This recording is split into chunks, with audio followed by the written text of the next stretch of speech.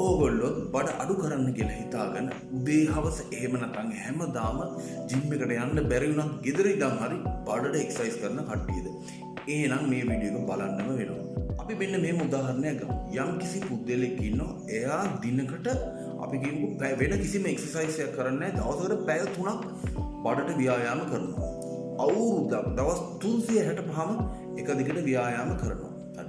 මේ විදිහට මේ පුද්ගලයා දිනකට ව්‍යායාම කරලා බර්න් කරන සම්පූර්ණ කැලරිස් ප්‍රමාණය ව්‍යායාම තුළින් ඒ දෛනික කටයුතු අපි කියන TDEE කියලා total daily energy expenditure එක කැලරිස් 3000 කියමුකෝ. හරි. මේ පුද්ගලයා කැලරිස් 3500ක් ගන්නවා. අවුරුද්ද අවසානයේ අවුරුද්ද හරි මාසෙ හරි අවසානයේ මොකක්ද වෙන්නේ? මේ පුද්ගලයාගේ බඩේ ෆැට් එක වැඩි වෙනවා. බඩට කොච්චර ගියොත් වැඩක් නැහැ. කැලරිස් සර්ප්ලස් එක හිටියොත් අනිම කිසිම ආකාරයකින් අඩු වන්නේ නැහැ. ෆැට් එක අඩු වන්නේ නැහැ. හරිද? රයිට්. තව පුද්ගලෙක් ඉන්නවා. මේ පුද්ගලයා බඩට කිසිදු එක්සර්සයිස් එකක් කරන්නේ නැහැ. අපි කියමු ජිම් එකට ගිහලා අනිත් එක්සර්සයිස් කරලා ගෙදර යනවා. හරි? මේ පුද්ගලයාට ඕනි දවසට කැලරිස් 3000ක් මේ පුද්ගලයාට තෝරන්නේ. මේ පුද්ගලයා අපි කියමු 2750ක් එහෙම නැත්නම් 2500ක් වගේ ප්‍රමාණයක් තමයි කැලරිස් ගන්න. මේ පුද්ගලයා අවුරුදු අවසානයේ එහෙම නැත්නම් මාසෙකින් හරි බලද්දි මොකක් වෙලා තියෙන්නේ? මෙන්න මේ පුද්ගලයාගේ අර ඉතුරු කැලරි 500 කැලරි ඩෙෆිසිට් 500ක ඩෙෆිසිට් එක තියෙන ඉතුරු 500 මේ මේදේ තුලින් තමයි ලබා ගන්නෙ. ඉතින් මේ පුද්ගලයා බඩට සෙල්ලම් කරන්නේ නැත. බඩ බයිනවා. මෙන්න මේක තමයි ෆැට් ලොස් කිරීමේ එකම විද්‍යාව. අපි දැනගත යුතු වැදගත්ම කරුණ තමයි මේ බඩේ තියෙන මේ බයි ෂේප් එකේ ට්‍රයි ෂේප් එකේ එහෙම නැත්නම් මේ අනිකුත් තැන්වල තියෙන අපි කියන්නේ ස්කෙලටල් මසල් කියලා. මේ ස්කෙලටල් මසල් එකක් තමයි මේ බඩේ තියෙන්නේ. හරි. එතකොට මොන එකකටද අපි එක්සර්සයිස් කරන්නේ මේ බඩට? හරි. පළවෙනි දේ තමයි මේ බඩේ මේ දැන් අපි බයි ෂේප් එකට එක්සර්සයිස් කරන්නේ බයි ෂේප් එක ලොකු කරන්න බයි ෂේප් එක ශක්තිමත් කරන්න. අනිත් සෑම මාංශපේශියක්ම එහෙමනේ. අන්න ඒ වගේ මේ බඩටත් කරන්නේ එක්සර්සයිස් කරන්නේ ඒක ශක්තිමත් කරලා. අපි කියනවා කෝ එනර්ජි එක කියලා.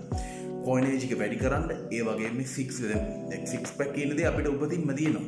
දැන් බයි ෂේප් මසල් එකකුත් උපතින්ම අපිට තියෙනවා. ඒක සෙල්ලම් කරාම ලොකු වෙන්නේ ආන්ගේ වගේ මේ පුංචියට තියෙන 6 පැක් එක හැදිලා නැති 6 පැක් එක මේ ලොකු කර ගැනීම සඳහා තමයි බඩට අපි ව්‍යායාම කිරීමේ ප්‍රධානම හේතුව. ඉතින් මේ සම්බන්ධව දන්න කට්ටිය අපි මීට පෙර වීඩියෝස් වලදී කතා කරලා තියෙනවා හයිපර්ට්‍රොෆි එහෙම නැත්නම් මාංශපේශියක් අධිවර්ධනය වීමේ මූලධර්ම මොනවද කියලා. ඉතින් මේ මූලධර්ම වලට යටත් බඩට ව්‍යායාම කරනවා. හරි.